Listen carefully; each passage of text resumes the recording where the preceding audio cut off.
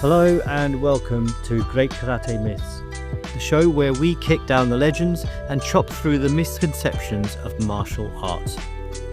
For decades, many have believed that the ancient forms of karate were designed to target a web of vital points on the body. But what if the truth is the complete opposite? What if these forms were actually created to avoid causing serious permanent harm? On today's episode, we're getting right to the point to find out the truth behind Kyusho and Kata, the art of not striking vital points.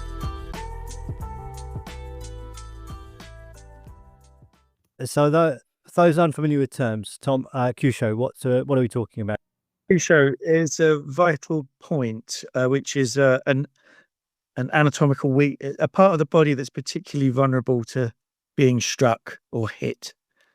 So the idea is that the Kyusho, the points, the vital points, are these all over the body, and if you strike them, they do a lot more damage than if you were to hit a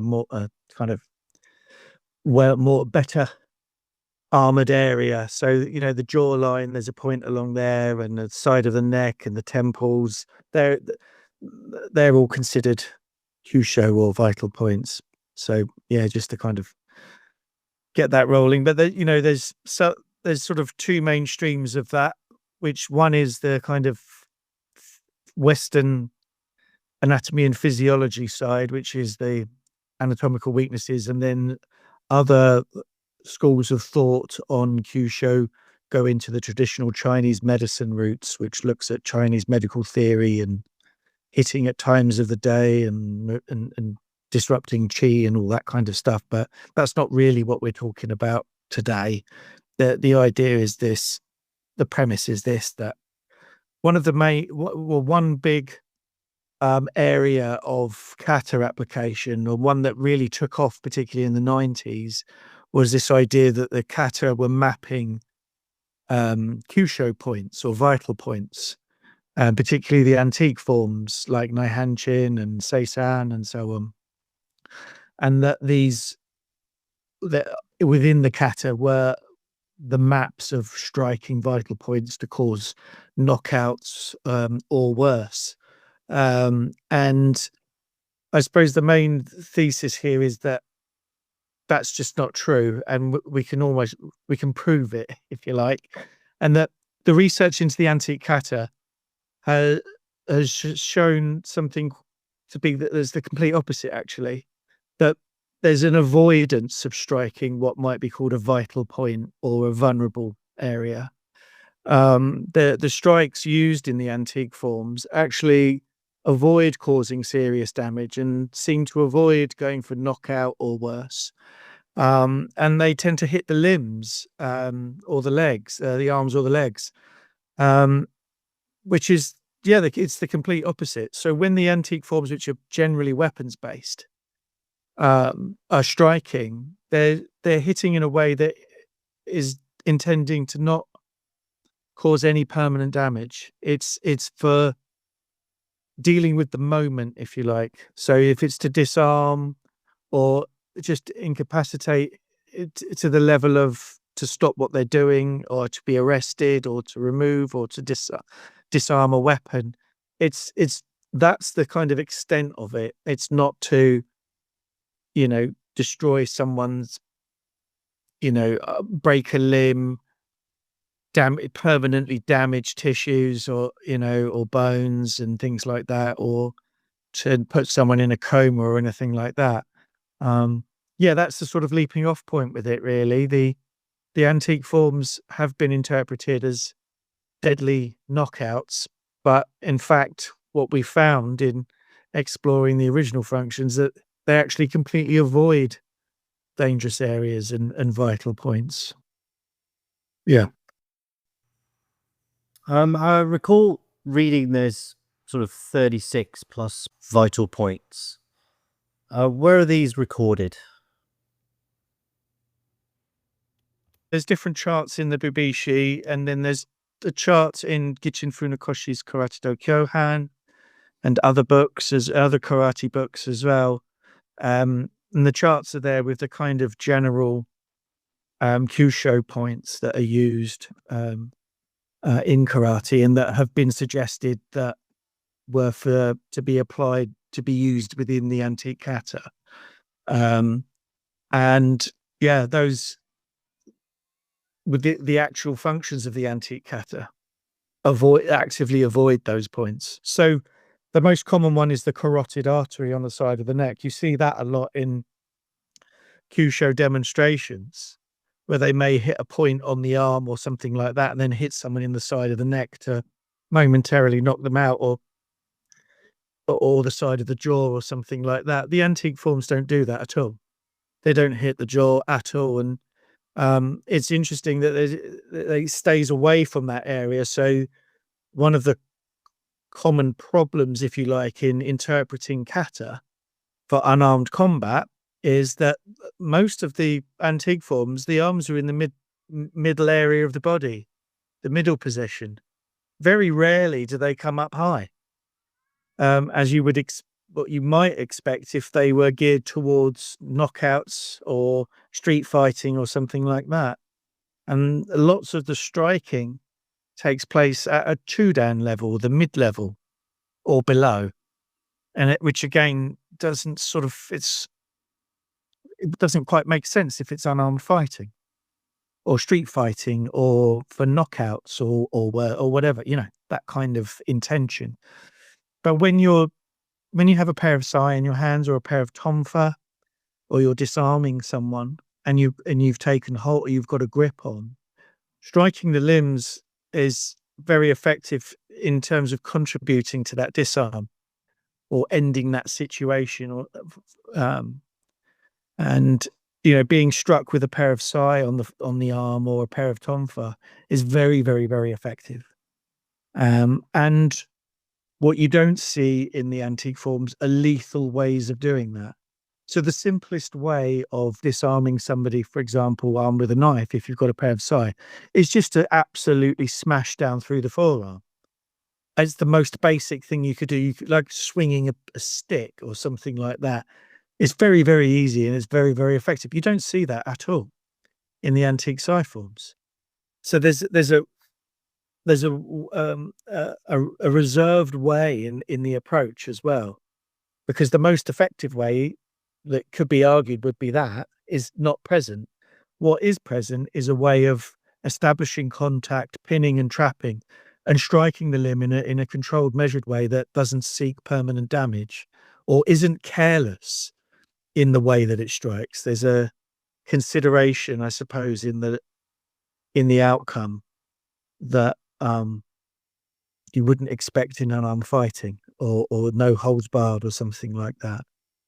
Yeah, I'll leave it there if anyone else was just to jump in on that and add to it. Yeah, I'm happy to. That was really well put, Tom. I mean, you kind of said it all, really. But I would say that, so if we're considering the use of the sai and the tonfa as policing, then civilization will countenance or accept a police force that kills its own citizens. But that will lead to revolution. It's it's not just ethical and moral; it's actually civic and political. No civilized society will countenance a police force that kills people. Well, yeah, that did happen. We know what happened in World War II, and well, I don't want to do countries. Let's leave that. But we a civil society, as I say, will not accept a police force that kills its citizens.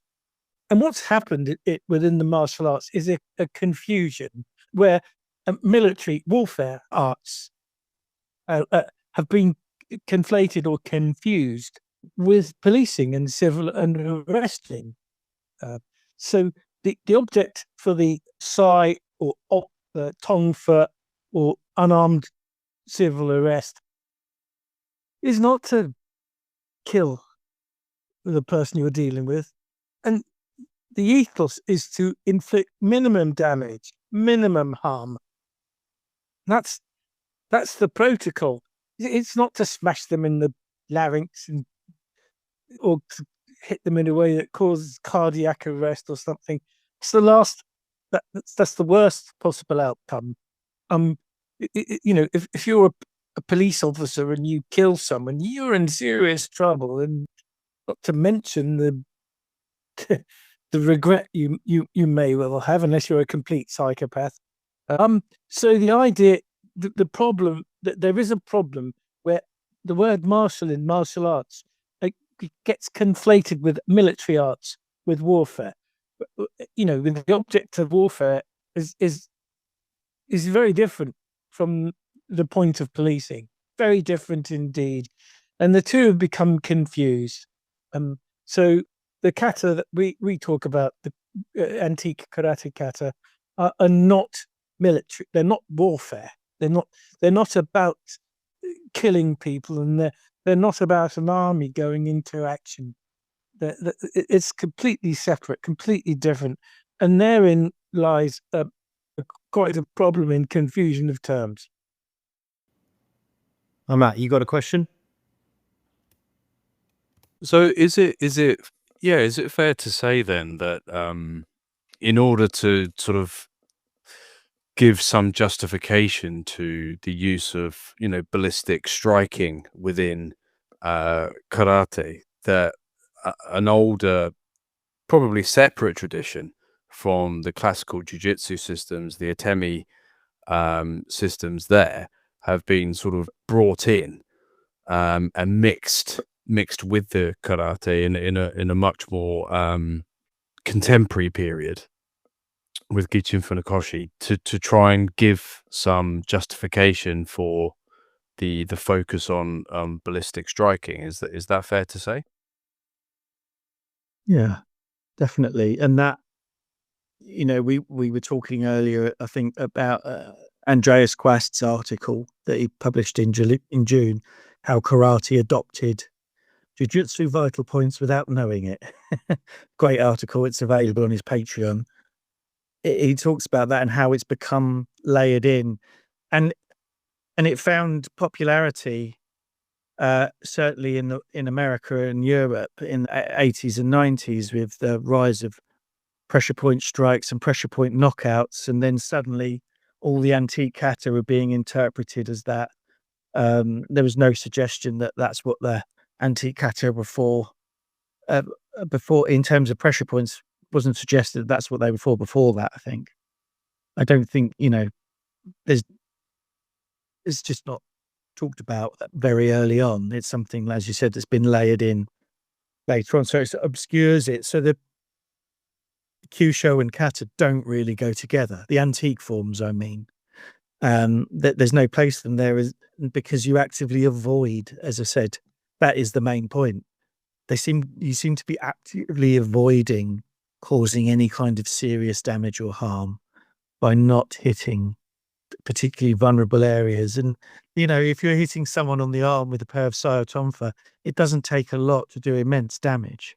And so given the fact that most people would have worked with their hands or needed their hands to earn a living, there's a consideration there that someone might simply be drunk or things have just got slightly out of hand. Do you need to ruin their livelihood with a careless hit, smash of the side? No, it's not in the antique forms. It's not in those methods. Your purpose, there's a purposefulness not doing that. And as Nathan's put it, there's a consideration there. So it's really interesting that how the avoiding of hitting particularly vulnerable areas, the throat, the groin, the eyes, the neck, all the usual stuff, was a consideration in the development of the antique kata as well. So when the forms preserved in Weichi were being put together, or the kusanku, or the pasai, and the chins, all this stuff going on mid-level in Chudan, there's a careful consideration in how you're going to go about that. It's not just disarming, it's not just this and that, it's very carefully put together to avoid causing permanent damage. And that's how we can arrive to some degree and speculate on what the context was and where and when these types of skills would have been used and applied. Yeah, I find it very interesting that the overlaying or the confluence of these two things coming together in modern karate has led to all sorts of notions about the deadly art of karate, Yeah. and death touches and death strikes and delayed death touch and all that sort of stuff. It really fed a mythos, which has got nothing to do, as you say, with the antique forms. No. Do you want to just remind us about the antique forms? We have mentioned it before. Do you want to remind us when we say antique forms? Which kata are we talking about again? We're talking about the forms inherited from China. So one way or another, forms that have made it from China to Okinawa and been preserved predominantly in karate styles or karate schools, and have fortunately survived to this day, enabling us to have a go at unraveling them. So we're talking about the Naihanchi, Sanchin, Seisan, Sanseryu, Goju Shiho. And this is the Sanchin, Seisan, and Sanseryu preserved in Weichi-ryu. In the Weichi Ryu school, yeah. And then you've got Goju Shiho, Kusanku, Pasai, Chinto, Wanshu, Rohai, and there may be several others, but it's only speculating on those at the moment. But those are the main ones that we're talking about here and have been looking at. So I think, we can confidently say that those forms have nothing to do with Kyusho, striking vital points, or the use and application of them in their strategy, and the types of atemi, the ways of striking vital points, is certainly not part of those antique forms either. In fact, none of those forms so far have produced anything militaristic, in a sense. Everything has been, as we've described, it's quite carefully put together, and the methods are very, very carefully put together to exercise restraint in their function, in their usage, which I suppose is sometimes it's difficult to wrap your head around, isn't it? But police have to exercise restraint now, especially with the rise of phones and things like that and CCTV. More restraints needed, and so there's a demand on the level of skill, isn't there? So the more restraint is required of you in the usage of those types of martial skills, the greater the skill level you're going to need to be able to perform and do that effectively. And I'm not saying they didn't know what the vital points were, because we don't know, but they're certainly avoided. But the simple, as again, it's a sort of it's another similar same example. If you took a pair of tonfa, the simple thing to do would just be to swing it at someone's head, or bash, one bash on the end in the teeth will probably be enough to stop most people. But it's just not done. It's just not used at all. There's this far more restrained method of striking the limbs and kicking in the legs, and you just don't bash them in the head with it. In the method in Goju Shiho, I'm not speaking to all tonfa usage or all tonfa styles. I'm just talking about Goju Shiho here. Sorry, I should have been clear about that. There's none of that in there, and you're disarming a polearm, and so you've got it's a real problem you've got in front of you, because if you get hit, you're in big trouble, and they're not having to restrain themselves or act in moderation, but that method is demanding that you are. So yeah, that's what we sort of mean by antique forms, and a relationship that's not really a relationship with Kyusho or vital points or vulnerable areas. Well, I think that's a good point, actually. the skill level it would take to actively avoid those things. Yeah. I do think that implies, though, a knowledge of them and the damage that can be caused by hitting them. Yeah. If you're going to actively avoid them, there's a reason why, because Yeah. probably you know what the consequences are. If it's the Ming Dynasty as well, which we've suggested previously that these forms may have been developed in, then then the people that were fulfilling the roles that these manuals were for probably had some military training, because so many wars were fought during the Ming Dynasty on so many fronts. Most men had some form of military training or some experience. So almost certain, I think I totally agree, Matt. There would have been. It's almost like giving someone a dead arm, isn't it? Everyone knows about that at school. So, and you need to kind of knock someone on the jaw to knock them out. It doesn't take much, and it takes very little experience in martial arts to come into contact with these things. So, I think that they probably did know bits and pieces at least. Yeah, and definitely all the easier to inadvertently inflict damage if you're lacking that self-control and you've got a couple of metal truncheons in your hand. Oh yeah. That's, it takes a great deal of control and also awareness in the situation. Yeah. Quite a lot of training, I'd imagine. Yeah. Which kind of adds value to the kata practice. If you've got your training partner, you're working with your training partner, but you're honing the repetitions hone that mindset. I think, it could be, you could argue for that, couldn't you? By not practicing eye gouging and just practicing restraint, you hone that mindset over a period of time so that it becomes so embedded in you behaviorally that it wouldn't occur to you to move it. There's encoding behaviors, isn't there? Encoding, I think, in that. How much kata practice would be needed to do that in a useful way, and how much interaction is, I don't know, but yeah. Well, every human being, every sighted human being,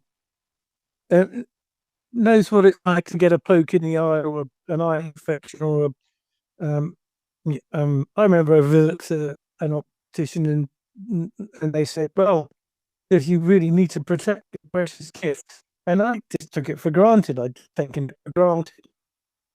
Same for any male who, in growing up, gets a kick in the groin or plays.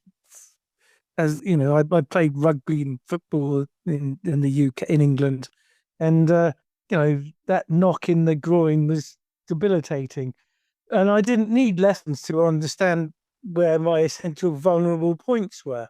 They were pretty self-evident. Also, I was going to say, as we've said previously in these scenarios that we're talking about, there would be more than one person dealing with the troublemaker, wouldn't there? There wouldn't be it'd be very unlikely to be one person on their own. So there's less likely to be a need to do anything like smashing someone in the face and all the nasty stuff. There's no need to do it. I think I think that's a key, a sort of quite important point, really. Yeah, I think that's a great point, Kev. And also, just to add to it a little bit, is that you're also accountable, aren't you? You've got someone else with you. Yes, you are. you sort of keep each other in check. Yes, that's true.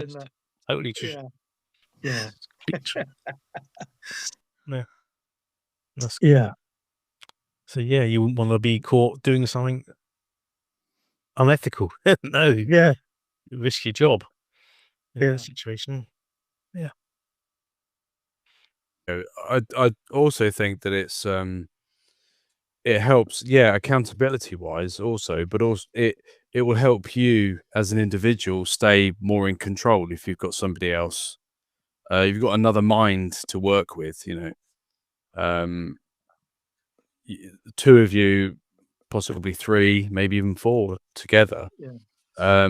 much more likely to keep control and keep a cool head and not resort to just bashing somebody over the head with a metal truncheon or wooden truncheon for that matter, as tempting as that might be if the person was being particularly belligerent. Yeah. So yeah, no, I think it's a great point, Kev. Oh, thank you.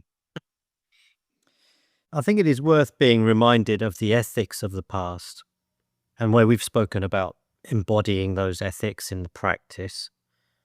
In contrast to the modern day creative interpretations describing eye gouges, groin kicks, or karate chops to the throat and such like. Yeah. Well, I think that the creatively interpreting the kata, as particularly the antique forms with Kyusho striking, you know, that it's up to anyone what they do with it. But I suppose what we're suggesting is that that's not what it was originally intended for. And from what we can understand of the original functions as we've continued to work on them and try to unravel them, is that it appears that the opposite is the case. That they don't. I don't think Kyusho was ever part of the antique forms anyway, but they're avoiding areas that might be considered Kyusho now today. So they're not hitting vital areas. And when you creatively interpret a kata and make it into, you know, striking someone in the neck or something like that, you're having to modify the kata. You're having there lots and lots of changes need to be made to accommodate the ideas of creative interpretation. And one of the sort of cornerstones of working with the original functions of the forms is that you don't have to change the kata.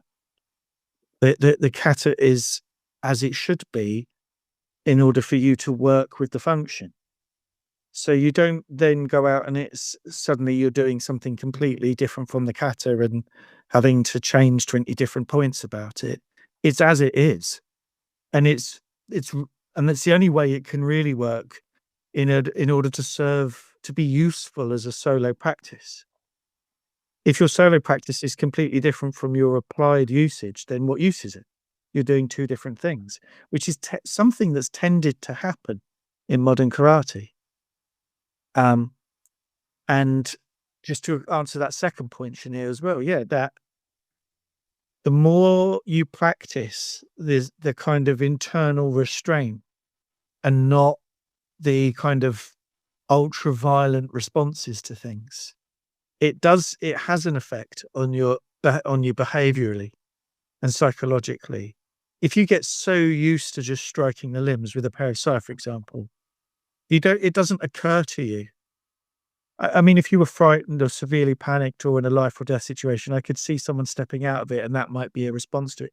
But generally speaking, the day to day, you're just going to, you know, do what you're trained to do as opposed to a life or death situation. And that's lots of the jumping back again to lots of the creative interpretation is that karate's become this thing where everything is a life or death scenario. And if it's not considered a life or death scenario, it couldn't possibly work. It couldn't possibly be true or anything like that. And the antique forms that became some of the source material for modern karate are a completely different way of thinking, completely different way of approaching training people for specific roles. And so, and there's a difference in psychology and embodiment and behavior with that as well. And the main point today is that you actively avoid striking what might be considered a vital area in the antique forms. Okay, go on, Nathan. Yeah, thank you, Tom. It was well said. Well said.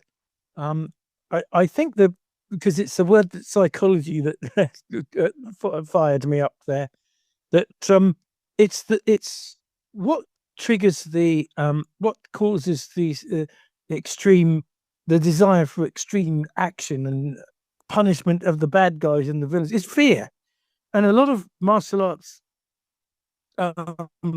interest is stems from self-defense, and quite rightly, people don't. A decent person doesn't want to be accosted and assaulted by the bad people, or and that's quite right. But the other is, one of the problems is that extreme measures can be considered out of fear. So there are, within karate publications, there are demonstrations of strikes to the eyes, although they don't really. It's difficult to say that they're present in the kata.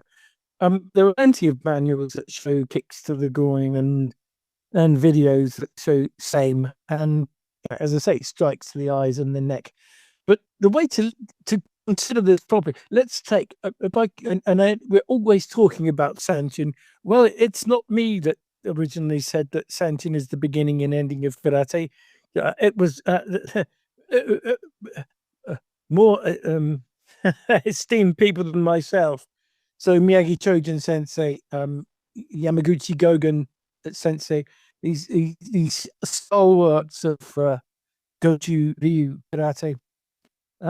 If you look at the Weichi Sanchin, which in our view, we've discussed this on a number of occasions, the Weichi Sanchin, it would appear, is the original, if I can use that term, Sanchin, certainly a very old Sanchin, to say the least.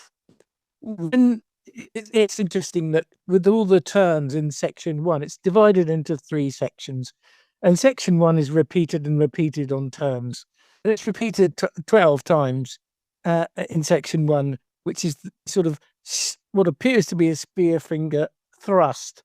Interestingly, it's done at shoulder height. One would have to question the targets. So not only is it done at shoulder height, but it's done in line with the shoulder of the hand that's doing the so-called thrust.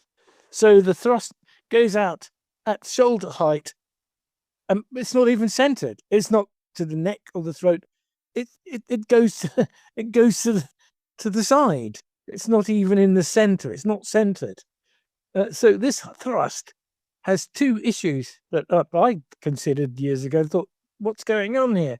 This thrust is not only is it at shoulder height, it's not at neck height or solar plexus or any discernible target sort of position. It's at shoulder height, and the thrust is in line with your own shoulder. Which is, from a point of view of muscle memory, pretty rubbish. Why are you thrusting it out at shoulder height? And as we understand it, in the use of the sai, that's precisely what's required, because you're going to bash the major joint, I beg your pardon, the major joint that controls the arm that's a threat to you. Perfect, makes perfect sense. It's the perfect target, but it doesn't make any sense without the weapon. And so what Tom said is completely correct. That's not a target. This thrust is not aimed at the head or the temple or the any so-called vulnerable point. It's aimed at a functional joint. It's aimed at the functional joint of the arm in terms of that being useful. If you can disable that joint temporarily, you can stop the attack. Similarly, you could hit the arms and the wrists, which are other targets, or the elbows. And if you injure these, not permanently, but if you injure these targets, you can stop an attack. I think also it's useful to note, actually. We mentioned the Kyusho point charts that were included by Gichin Funakoshi in Karate do Kyohan and Shoshin Negamine's Essence of Okinawan Karate. And, Kyusho points in the shoulder area are conspicuous in their absence. Has to be noted. You look at the shoulders and they seem to be rather free of Kyusho points. And so it's quite important that that's where that strike is aimed in the antique Sanchin of Yeah. the Weichuryu, which So I think like, speaks to your earlier point, Tom. yeah, they avoided Yeah. the points, and hitting the shoulder. If you do it unarmed, it's not very effective. But with the tonfa or the sai, it's very, very, very, very effective, and you don't need a lot.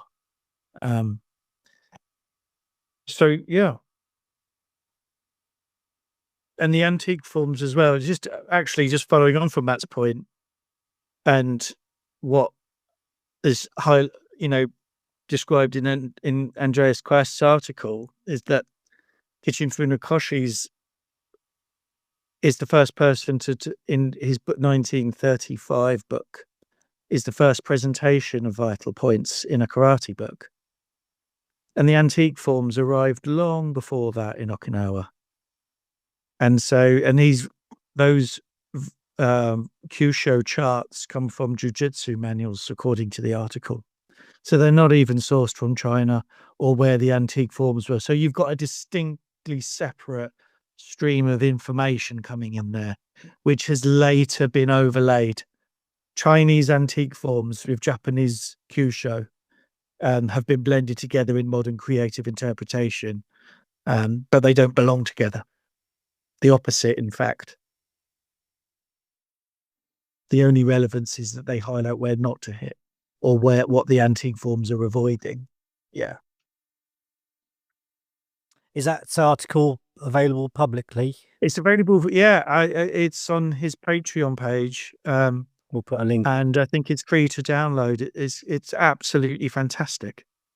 Fantastic piece of research. Really useful. And that brings us to the end of today's episode. What a fascinating discussion. We've learned that the antique forms of karate, such as Naihanchi and Seisan, were likely never about striking vital points to cause knockouts. Instead, they seem to be focused on disarming and incapacitating an opponent without inflicting permanent damage, a reflection of their probable use in civil and policing scenarios. It's a powerful reminder that the martial in martial arts doesn't always mean military. As always, if you have enjoyed this episode, please like, subscribe, leave us a review and share with friends to help us continue to debunk the legends of karate.